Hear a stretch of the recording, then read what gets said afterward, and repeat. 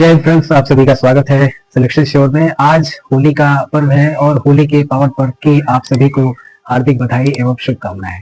लेकिन ऐसे पर्व में जो कि बहुत ही संकट की स्थिति है वर्ल्ड के अकॉर्डिंग, अगर हम लोग समझे, काफी दिनों से मेरे वीडियोस आए नहीं थे और उसके बारे में हम लोग चर्चा तो करेंगे ही, बट साथ ही साथ जो आज की इंटरनेशनल न्यूज के अकॉर्डिंग हम लोग समझें तो ईरान के ऊपर जो इजराइल ने और अमेरिका ने मिलकर के जो हमला किया है उसमें जो बातें हैं उसको हम लोग खासा डिस्कस करेंगे। ईरान का जो पुराना टाइम चल रहा था, उस टाइम में ईरान में परमाणु परीक्षण और परमाणु बम बनाने से रिलेटेड जो भी खबरें अमेरिका तक पहुंच रही थी, उसके लिए कहीं ना कहीं अमेरिका अपने आप को ये सोच रहा था, जैसे कि आप देख सकते हैं कि अमेरिका इन सब बातों से बहुत ही परेशान था कि कहीं ईरान ने परमाणु परीक्षण तो नहीं कर लिया या परमाणु बम बना तो नहीं लिया, जिसकी वजह से इजराइल को भी ये सारी दिक्कतों का सामना, अंदर से उसको ये चीजें हो ही रही थी, ये प्रॉब्लम्स तो थी ही। तो सबसे बड़ी खास बात यह है कि 28 फरवरी 2026 को ईरान के ऊपर इजराइल और अमेरिका ने मिलकर के हमला कर दिया, जिसमें वहां के जो विख्यात नेता थे खमेनी, उनकी मृत्यु हो चुकी है आज के टाइम पे। अमेरिका ने इस हमले का नाम जो दिया है उसका नाम है ऑपरेशन फ्यूरी, और इजराइल ने इस हमले का जो नाम दिया है, मतलब इस अटैक को जो नाम दिया है वो है ऑपरेशन लायंस रोर। इन सब बातों का क्या मतलब है इस दुनिया में मुझे समझ में बिल्कुल भी नहीं आता, लेकिन ये चीज जरूर समझ में आती है, कहीं ना कहीं ऑयल का जो वर्चस्व है वो फिर से बढ़ता जा रहा है। इंडिया को कहीं ना कहीं रोकने की जो स्ट्रेटजी थी कि रशिया से तेल परचेज ना करना, और आज की डेट में जो इन सब चीजों को, जैसे कि आपने देखा कि कुछ दिनों पहले अभी वेनेजुएला पे हमला हुआ, उसके बाद वेनेजुएला का तख्ता पलट होने के बाद ये सारी चीजें वहां के नेता को बंदी बना लिया गया। यहां पर आप देख रहे हैं कि इजराइल और अमेरिका ने अटैक किया और खमेनी के पूरे खानदान को समाप्त कर दिया। ये कहीं ना कहीं स्ट्रेटेजिक पोर्शन, कहीं ना कहीं देखा जाए तो स्ट्रेटेजिक तौर पे ऑयल का एक वर्चस्व वॉर है, और ये इंटरनेशनली बहुत ही इंपैक्टफुल, बहुत ही ज्यादा इसका दुष्परिणाम हो सकता है। आगे हम लोग अगर समझें तो जो उनके सर्वोच्च नेता थे उनकी तो मौत हो ही गई। एयर स्ट्राइक में मिसाइलों का जखीरा समझ लीजिए कि पूरी की पूरी मिसाइलों के थ्रू ईरान के ऊपर हमला हुआ है। अमेरिका और इजराइल, ईरान ने कई शहरों पर हमला किया है, जिनमें से कई ऐसे शहर हैं जो कि बहुत ही बढ़िया थे, बहुत अच्छी स्थिति में थे, लेकिन आज वो खंडहर, जिसमें से तबरीज, तेहरान और इस्फहान जैसे शहर हैं। सोचने वाली बात यह है कि ईरान में करीब करीब जो आंकड़ा निकाला गया है वो आंकड़ा करीब 200 प्लस बताया जा रहा है, जो ऑफिशियली बताया गया है, बट ऐसा है नहीं, ये आंकड़ा और भी बढ़ सकता है। आप यहाँ पे देख सकते हैं, सारी चीजें यहाँ पे ऑलरेडी एग्जिस्ट हैं, सारी चीजें मैंने आपको दिखाने का प्रयास किया। यहाँ पे आप क्लियर कट आप जान सकते हैं कि 200 से भी ज्यादा लोगों की मृत्यु हुई है और हजारों की तादाद में घायल हुए हैं। इजराइल में बहुत ज्यादा, मतलब इजराइल में भी जो ईरान ने हमला किया है, जो ड्रोन और क्या बोलते हैं, मिसाइल के थ्रू हमले हुए हैं ईरान की तरफ से, उसमें भी कुछ लोग मरे हैं, लेकिन कम मरे हैं, काफी कम हादसे हुए हैं। अमेरिका की तरफ से खाली 3 सोल्जर्स मारे गए हैं, जो ऑफिशियली तौर पर बताया जा रहा है। इस युद्ध में कायदे से देखा जाए तो जिस तरीके से अमेरिका, इजराइल और ईरान अभी की डेट में शामिल है, मुझे तो लगता है कि धीरे धीरे गल्फ कंट्रीज भी इसमें जल्द ही इन्वॉल्व हो जाएंगी।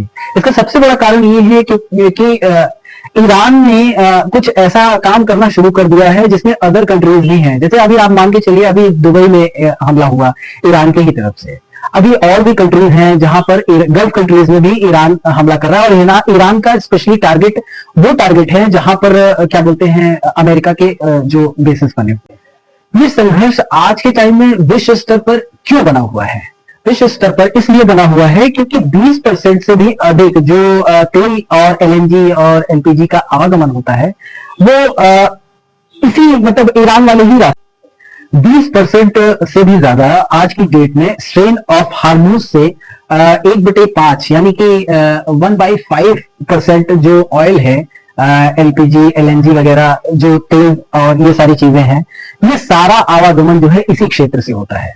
और आज की डेट में ये क्षेत्र जो है ईरान की तरफ से, मतलब ईरान में ऑफिशियली अनाउंस कर दिया गया है, मतलब वहां से अनाउंस हुआ है कि आने वाले समय में इस जगह को एकदम यहाँ पे बाधित कर दिया जाएगा। आगे चल करके ये सारी चीजें इस तरीके से यहाँ से आवागमन नहीं हो पाएगा। जिसकी वजह से आने वाले समय में तेल की कीमतों में इजाफा हो सकता है। कितना इजाफा हो सकता है? अगर ये रास्ता बाधित हो जाता है तो समझ लीजिए कि $100+ पर बैरल ये समझ लीजिए कि ऑयल की कीमतों पे इजाफा हो, तेल की कीमतों पे काफी इजाफा होगा और जिसकी वजह से एक्सपोर्ट इंपोर्ट और सारी चीजें भी बाधित होंगी। आप यहाँ पे देख सकते हैं कि बहुत ही स्ट्रेटेजिक तौर पे ये जो एक क्षेत्र है जहां पे ये सारी चीजें अभी चल रही हैं, जहां पे ईरान का जो ये एरिया है, जहां पर कुछ ऐसी जगह हैं जहां पर ये हमले हुए हैं, आप इसको अच्छी तरह से देख सकते हैं। अमेरिकी राष्ट्रपति ने कहा है कि लड़ाई कब तक जारी रहेगी, ये इसका कोई मतलब एग्जैक्ट टाइम अभी किसी को बताया नहीं जा सकता कि ये कब तक होगा। बट एक चीज ये कही जा रही है कि ये लड़ाई कुछ दिनों तक चल सकती है, या हो सकता है कि कुछ महीनों तक चले, या हो सकता है इसके आगे भी।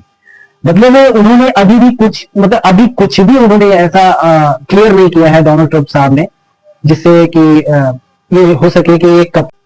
अभी हाल ही की देखे बात तो आज की डेट में जो न्यूज है वो अफगानिस्तान की तरफ से जो आ रही है कि उसने पाकिस्तान के कई ऐसे क्षेत्रों पर हमला किया है जो डूरंड लाइन के क्षेत्र पे है। आप यहाँ देख सकते हैं कि डूरंड लाइन के क्षेत्र पे जितने भी क्षेत्र हैं, ये सारी चीज जहां पे जो संवेदनशील इलाके हैं, वहां पर अफगानिस्तान ने अभी भी हमला किया है। खास बात यह भी है कि जहां पर इंडिया का टारगेट था, स्पेशली जहां जहां इंडिया ने टारगेट कर रखा था, वहीं वहीं अफगानिस्तान ने भी हमला किया है। जिसमें से सबसे बड़ा टारगेट जो था, जो इंडिया ने जिसको किया था, नूर खान एयरबेस। उस नूर खान एयरबेस को कहीं ना कहीं अफगानिस्तान ने भी टारगेट किया है और बुरी तरह टारगेट किया है। अब नूर खान एयरबेस से अमेरिका का क्या कनेक्शन है, जिसकी वजह से अमेरिका भी इस लड़ाई में, जब ऑपरेशन सिंदूर जब आपको याद होगा कि ऑपरेशन सिंदूर चल रहा था, तो उस टाइम पे जब अमेरिका कूद करके आया और उसने कहा कि नहीं नहीं, डोनाल्ड ट्रंप आया और तुरंत उन्होंने कहा कि नहीं नहीं, हम लोग वॉर खत्म कर देते हैं। क्या सेम सिचुएशन इस टाइम पे भी होगी? लेकिन अफगानिस्तान रुकने वाला नहीं है।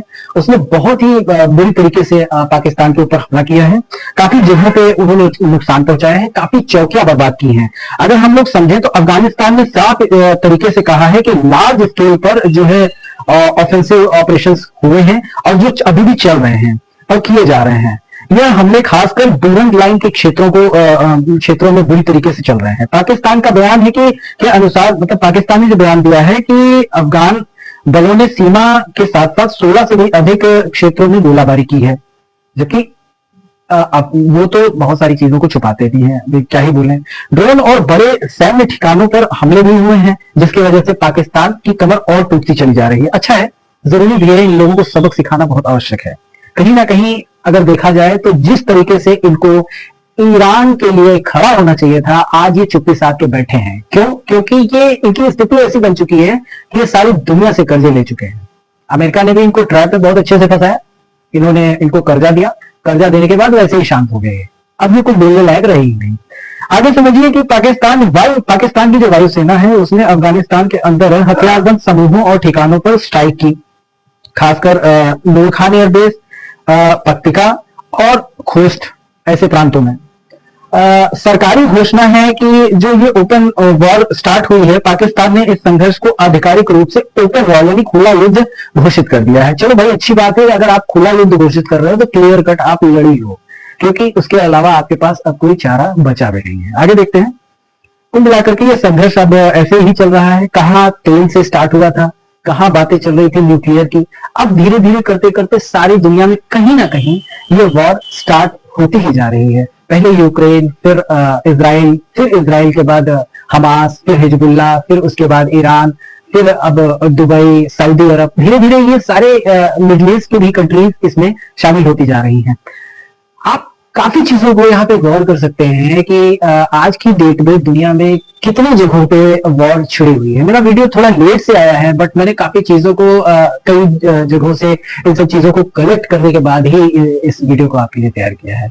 सो फिलहाल आज के लिए जो रिलेवेंट टॉपिक है आपके लिए वो बहुत ही खास जो है कि अमेरिका ने जो अभी ईरान के ऊपर हमला किया है, उस हमले का क्या नाम दिया है, इसको एग्जाम के पर्सपेक्टिव से तैयार करना बहुत ही आवश्यक है। और इजराइल ने इस हमले को क्या नाम दिया है, इसे भी एग्जाम के पर्सपेक्टिव से याद करना बहुत आवश्यक है। यहाँ पर जो सबसे बड़ी सोचने वाली बात यह है कि दुनिया में सबसे बड़े नेता की मौत हुई है। मतलब एक तरह से देखा जाए, ईरान का जो सबसे बड़ा नेता था उसकी मौत हुई है, और ये इतिहास के पन्नों में कितना शर्मनाक है आप सोच सकते हैं, मतलब मानवता के खिलाफ अगर देखा जाए, मानवता के हिसाब से देखा जाए तो कहीं ना कहीं इन सब चीजों को सोचने वाली बात है। इस तरह से क्या वॉर होनी चाहिए, क्या ऐसा होना चाहिए, क्या ये ठीक है? कमेंट सेक्शन में जरूर बताइएगा। मिलते हैं नेक्स्ट वीडियो में, तब तक के लिए सिलेक्शन शो में बने रहिएगा। Thank you very much and जय हिंद।